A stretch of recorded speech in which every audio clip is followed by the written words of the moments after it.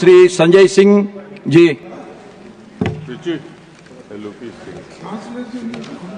Vande Mataram sir, आपका बहुत बहुत आभार कि आपने वंदे मातरम जैसे महत्वपूर्ण विषय पर मुझे अपनी बात कहने का अवसर दिया। मान्यवर, मैं सोच रहा था कि वंदे मातरम के बारे में उसके 150 वर्ष पूरे होने पर यह चर्चा सरकार के द्वारा क्यों प्रायोजित कराई जा रही है। एक तो यह अच्छी बात है कि देशभक्ति की भावना का विकास सबके अंदर हो। वंदे मातरम के महत्व को सारे देश के लोग समझें, नौजवान समझे, किसान समझे, मजदूर समझे, पढ़ा लिखा समझे, गैर पढ़ा लिखा समझे। यह अच्छी पहल है, लेकिन मैं साथ ही साथ यह भी सोच रहा था तो एक घटना मुझे याद आई मान्यवर। वो घटना थी उत्तर प्रदेश की। हमारे एक ऊर्जा मंत्री हैं माननीय मंत्री जी ए.के. शर्मा जी, उनके सामने व्यापारी लोग पहुंचे। उन्होंने कहा 21 घंटे से लाइट नहीं आ रही, 21 घंटे से लाइट नहीं आ रही, व्यापार बर्बाद हो रहा है, बच्चे रो रहे हैं, हमको गर्मी में बिजली दे दो। मंत्री जी ने कहा जय श्री राम, बजरंगबली की जय, और गाड़ी में बैठ के चले गए। मैं आपके माध्यम से सरकार से पूछना चाहता हूं, क्या भगवान श्री राम ने आपको कहा है कि आप नाकारे और निकम्मे हो जाइए और जनता को अंधेरे में रखिए, बिजली ना दीजिए? यह क्या भगवान श्री राम ने आपको कहा है? यह शिक्षा आपको भगवान श्री राम ने दी है? मान्यवर, मुझे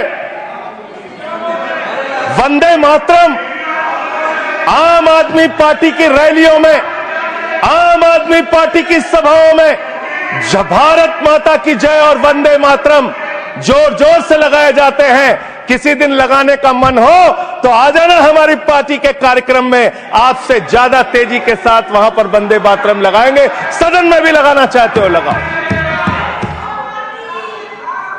तो आप इन नारों के पीछे, ये नारे देशभक्ति के हैं, ये नारे देश की रक्षा के हैं, ये नारे देश को आजादी दिलाने के लिए हैं। ये नारों के पीछे अपने गुनाहों को छिपाने के लिए नारे नहीं है, मैं कहना चाहता हूं मान्यवर। और आप क्या कर रहे हैं? आप इन नारों के पीछे अपने गुनाहों और अपराध को छिपाना चाहते हैं। वंदे मातरम का मतलब क्या है? वंदे मातरम का मतलब है मातृभूमि की वंदना। मातृभूमि की वंदना। हम मातृभूमि की वंदना करते हैं, तो आप कैसे मातृभूमि की वंदना कर रहे हैं? अरे 1 रुपए में तो एक आम नहीं मिलता। आपने 1 रुपए में अडानी को 1050 एकड़ जमीन और 10 लाख आम और लीची के पेड़ दे दिए। ये मातृभूमि की वंदना, ये आपकी मातृभूमि की वंदना है। आप मातृभूमि को बेचकर मातृभूमि की वंदना कर रहे हैं। ये मातृभूमि की, आज वंदे मातरम पे ही बात करूंगा सर। मातृभूमि की वंदना, मातृभूमि की वंदना हिंदुस्तान के एयरपोर्ट को बेच के नहीं हो सकती। मातृभूमि की वंदना रेल को बेच के नहीं हो सकती, सेल को बेचकर नहीं हो सकती, समुद्री तटों को बेचकर नहीं हो सकती, कोयला और गैस को बेच के नहीं हो सकती, हिंदुस्तान की जमीनों को बेच के नहीं हो सकती। तुम लोग मातृभूमि को बेचने वाले लोग हो, तुम मातृभूमि की वंदना करने वाले लोग नहीं हो। मान्यवर, वंदे मातरम पे ही सुनिए। आज वंदे मातरम के अलावा कुछ बोलूंगा ही नहीं। मातृभूमि की वंदना, इस मातृभूमि की वंदना में जब यहां पे लीडर ऑफ द अपोजिशन बोल रहे थे, मान्यवर, honourable I am not yielding sir, I am not yielding sir, sir I am not yielding sir, I am not yielding sir. जब लीडर ऑफ अपोजिशन बोल रहे थे, ऑथेंटिकेट इट प्लीज देन। जब leader, sir I am not yielding, sir I am not yielding. जब यहां पे leader of opposition बोल रहे थे, नो पॉइंट ऑफ ऑर्डर, खड़गे साहब, उनके मुंह से नो पॉइंट ऑफ ऑर्डर, दलित शब्द निकल गया, दलित शब्द निकल गया। पूरी की पूरी भारतीय जनता पार्टी हाउस में खड़े होकर विरोध करने लगी। दलितों से इतना चिढ़ है आपको? क्या दलित भारत माता के बच्चे नहीं? क्या पिछड़े भारत माता के बच्चे नहीं? क्या आदिवासी भारत माता के बच्चे नहीं? अगर दलितों, पिछड़ों, आदिवासियों की बात होगी तो आप विरोध I'll करोगे। have to give it to LOH. आप विरोध I'll have to करोगे। give it to LOH. You are not on the topic. LOH. Just need a minute. LOH. Sir दो बातें हैं। Please. LOH is on its legs. LOH is on its legs. Sir दो बातें हैं। एक तो हम चाहते हैं कि डिबेट, हेल्दी डिबेट हो, तर्कों के साथ हो। अभी इन्होंने आरोप लगा दिया कि दलितों पर बीजेपी वाले एकदम हल्ला करने लगे। ऑन रिकॉर्ड है, मैंने कहा है दलित के विषय में कि ये हमारे पूज्य हैं, हमारे भाई हैं, ये ऑन रिकॉर्ड है। इस तरीके के स्वीपिंग स्टेटमेंट्स न दें और इस हाउस के माध्यम से देश को गुमराह न करें, नंबर 1। नंबर 2, आपने कहा ये बेच दिया, ये बेच दिया, ये बेच दिया। आई से please authenticate on the floor of the house what ever you have charge. देखिए आज सर बहुत अच्छी बात गृह मंत्री जी भी कह के गए और लीडर ऑफ द हाउस भी कह रहे हैं कि जो कुछ भी मैं बोलूं उसको ऑथेंटिकेट करूं। और मैं आपसे अनुरोध कर रहा हूं सर कि अगर मैं ऑथेंटिकेट ना करूं तो मेरे खिलाफ कार्रवाई की जाए। एक एक चीज मैं ऑथेंटिकेट करूंगा। अगर मैं कोई बात कह रहा हूं तो उसको ऑथेंटिकेट करूंगा। दूसरी बात, शहीद खुदीराम बोस की बात हुई सर, कल उस सदन में चर्चा हुई। हिंदुस्तान के सबसे युवा क्रांतिकारी जिन्होंने फांसी के फंदे को चूमा, वंदे मातरम का नारा लगाया। शहीद खुदीराम बोस, शहीद रोशन सिंह, शहीद राजेंद्र लहड़ी, शहीद अशफाक उल्ला, शहीद राम प्रसाद बिस्मिल, शहीद प्रफुल्ल चाकी, हिंदुस्तान के तमाम क्रांतिकारियों ने जब फांसी के फंदे को चूमा, शहीद आजम भगत सिंह, शहीद सुखदेव, शहीद राजगुरु, सबने वंदे मातरम का नारा लगाया। सबने वंदे मातरम का नारा लगाया। और शहीद खुदीराम बोस को अब आप याद कर रहे होंगे, मैं पिछले 31 साल से 3 दिसंबर को शहीद खुदीराम बोस की जयंती का आयोजन करता हूं। मेरी संस्था का नाम शहीद चंद्रशेखर आजाद के नाम पे है। शहीद खुदीराम बोस हिंदुस्तान के वो क्रांतिकारी थे, जब उनको फांसी के फंदे पे चढ़ाया गया और उनका जब अंतिम संस्कार हुआ तो जो राख उनके अंतिम संस्कार से निकली मान्यवर, उसको बंगाल की माए तावीज बना के अपने बच्चों को पहनाती थी कि ऐसे ही बनना हिंदुस्तान के लिए क्रांतिकारी। यह इतिहास, यह हिंदुस्तान का इतिहास। लेकिन मैं आपके माध्यम से इस सरकार से पूछना चाहता हूं, आपके पुरखे इस वक्त क्या कर रहे थे जब शहीद आजम भगत सिंह वंदे मातरम लगा रहे थे, शहीद सुखदेव वंदे मातरम लगा रहे थे, शहीद राजगुरु वंदे मातरम का नारा लगा रहे थे, शहीद खुदीराम बोस वंदे मातरम का नारा लगा रहे थे। उस वक्त आप क्या कर रहे थे? क्या कर रहे थे आप? वंदे मातरम का नारा लगाकर लोग जेल गए, लाठियां पड़ी उनको।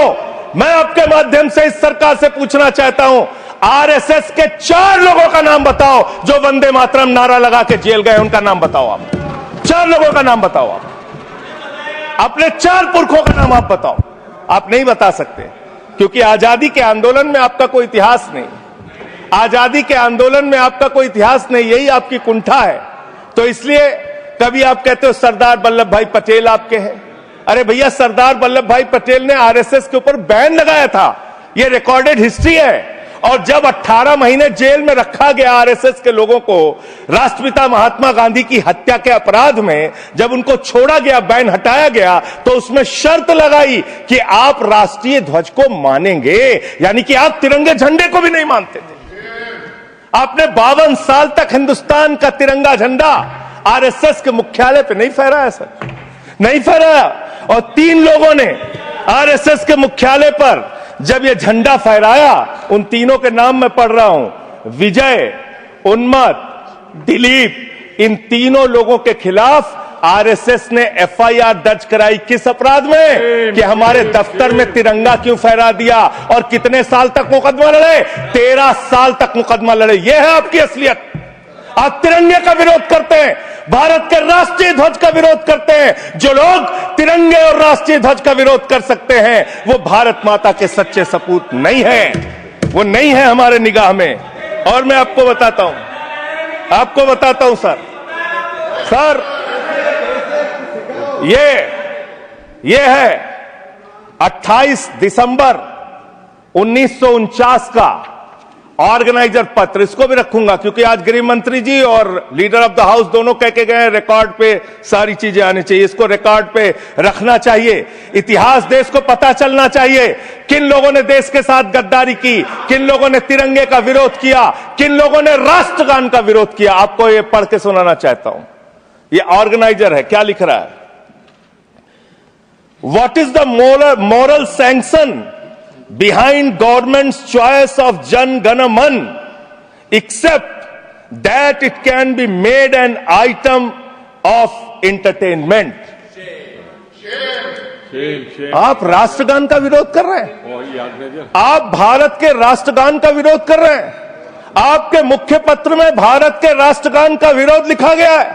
इसके लिए भारत के प्रधानमंत्री को और पूरी की पूरी भारतीय जनता पार्टी को, जो अपने आप को आरएसएस को अपना आदर्श मानती है, पूरे देश से माफी मांगनी चाहिए। यह रिकॉर्ड पे लाऊंगा सर, इसको रख लीजिएगा, ये रिकॉर्ड पे रखा जाए। मान्यवर, फिर से बोल दे रहा हूं,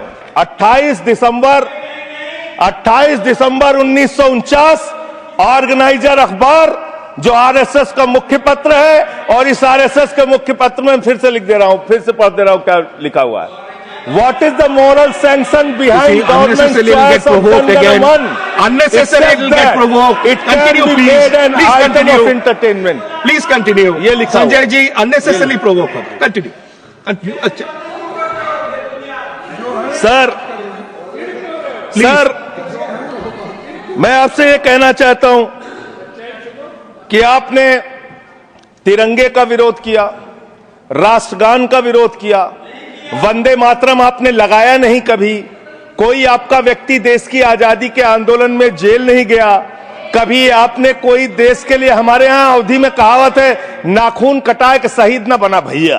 तू तो नाखूनों नहीं कटाया भैया, बिना नाखून कटाए शहीद बना चाहता है, बिना नाखून कटाए शहीद, ऐसे काम नहीं चलेगा सर। जिन्ना का भी जिक्र कल दूसरे सदन में हुआ, प्रधानमंत्री जी ने जिक्र किया। जिन्ना के साथ आपके कितने गहरे और मधुर संबंध थे, क्या इस देश के लोगों को पता है? नहीं पता, मैं बताता हूं। श्यामा प्रसाद मुखर्जी जी फजलुल हक की गवर्नमेंट में फाइनेंस मिनिस्टर थे, और फाइनेंस मिनिस्टर रहते हुए उन्होंने अंग्रेज गवर्नर को चिट्ठी लिखी थी। Shyama Prasad followed this and told Governor Herbert the administration of the Bengal province should be carried on in such a manner that in spite of the best efforts of the Congress, this Quit India movement will fail. ये चिट्ठी लिखी है। आपने भारत छोड़ो आंदोलन के खिलाफ आपके नेता, जनसंघ के पहले राष्ट्रीय अध्यक्ष और तत्कालीन गवर्नमेंट में जो वित्त मंत्री थे, उन्होंने चिट्ठी लिखी अंग्रेज गवर्नर को और कहा कि भारत छोड़ो आंदोलन, जो हिंदुस्तान के क्रांतिकारियों का आंदोलन था, जो देश की आजादी का आंदोलन था, वो आंदोलन कुचल देना चाहिए, खत्म कर देना चाहिए। ये है रिकॉर्डेड हिस्ट्री आपकी, ये आपको, आपके बारे में पूरे देश को पता रहना चाहिए। अब जिन्ना, हाँ, इसको भी सभा के पटल पर रखूंगा। जिन्ना और आपके रिश्ते क्या थे, कितने मधुर रिश्ते थे। एक राज्य में सरकार नहीं बनाई मान्यवर इन्होंने, नॉर्थ वेस्ट फ्रंटियर, सिंध प्रांत और फजलुल हक की गवर्नमेंट। फजलुल हक वो शख्स है जो पाकिस्तान बनने के बाद वहां की सरकार का गृह मंत्री बना। आपके रिश्ते उन लोगों के साथ थे, ये देश को पता होना चाहिए। इसलिए आप किसी को भी देशभक्ति का प्रमाण पत्र बांटने का काम मत कीजिए। आप वंदे मातरम लगाने का काम कर रहे हैं और देश की सुरक्षा के साथ खिलवाड़ कर रहे हैं।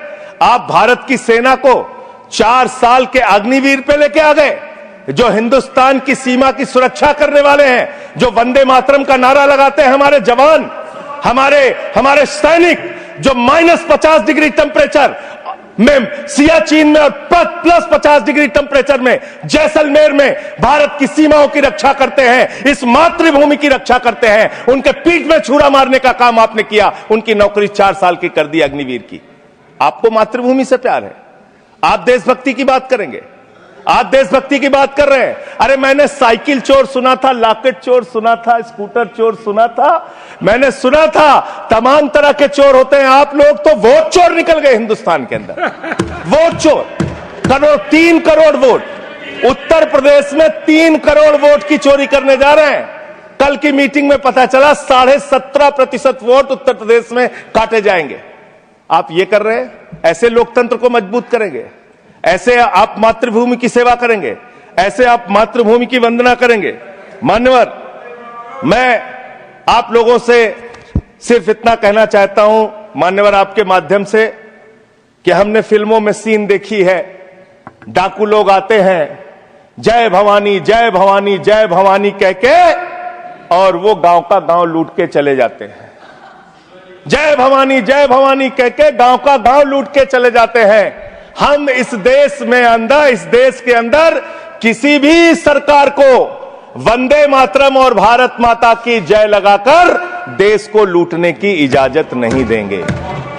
वंदे मातरम लगाएंगे, भारत माता की जय लगाएंगे, जय हिंद भी कहेंगे, राष्ट्रगान भी कहेंगे, वंदे मातरम भी गाएंगे, लेकिन देश के साथ गद्दारी और धोखेबाजी नहीं करने देंगे। आपको नहीं करने देंगे। ये देशभक्ति के नारे हैं, ये देशभक्ति के नारे हैं। आप बेरोजगारी पे बात नहीं करना चाहते, महंगाई पे बात नहीं करना चाहते, दलितों का मंदिर में प्रवेश वर्जित है, कहीं उनको रोका जा रहा है, उस पर बात नहीं करना चाहते, पिछड़ों का शोषण हो रहा है, उस पर बात नहीं करना चाहते।